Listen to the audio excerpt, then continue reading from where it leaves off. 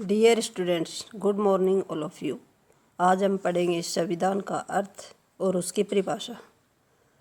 प्रत्येक देश के लिए संविधान का होना आवश्यक होता है।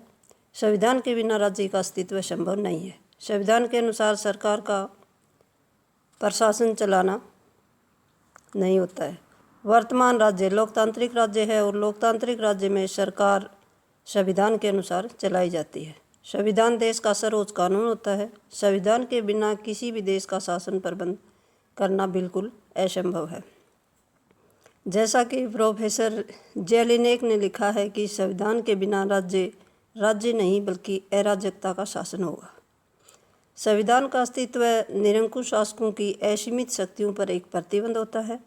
जनता के अधिकारों की रक्षा के लिए संविधान का होना आवश्यक है। संविधान नियमों और उप नियमों का वह समूह होता है जिसके अनुसार सरकार का संचालन किया जाता है। सरकार के तीनों अंगों की शक्तियाँ निर्धारित की जाती हैं और नागरिकों के अधिकार और कर्तव्यों का भी उल्लेख किया जाता है। संविधान को उन सिद्धांतों का समुच्चय कहा जाता है जिसके अनुसार सरकार की शक्तियों व शासितों के अधिकारों को परिभाषित और इन दोनों के बीच का समायोजन किया जाता है।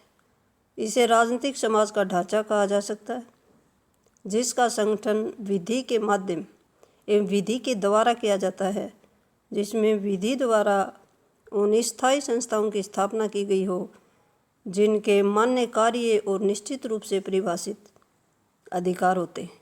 किसी राज्य का संविधान किसी विशेष समय पर किसी सभा अथवा सम्मेलन द्वारा लिखित स्वरूप में नियोजित और प्रभावी प्रयास हो सकता है। ऐसे दस्तावेजों के रूप में पाया जा सकता है जिसे युग की अपेक्षा उनके अनुसार बदलाव किया जा सकता है। संविधान परंपराओं और रीति रिवाजों के अनुसार भी बनाया जा सकता है।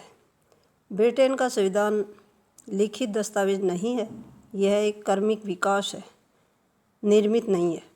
संविधान की परिभाषा अलग अलग विद्वानों ने अलग अलग ढंग से दी है, जिनमें प्रमुख हैं प्रोफेसर डायसी के अनुसार उन सभी नियमों का समूह जिनके द्वारा प्रत्यक्ष या अप्रत्यक्ष रूप से राज्य सत्ता का विभाजन और प्रयोग किया जाता है उसे राज्य का संविधान कहा जाता है। वुलजे के अनुसार संविधान उन नियमों का समूह है जिसके अनुसार सरकार की शक्तियाँ, प्रजा के अधिकार और उन दोनों के परस्पर संबंध को सुनिश्चित किया जाता है।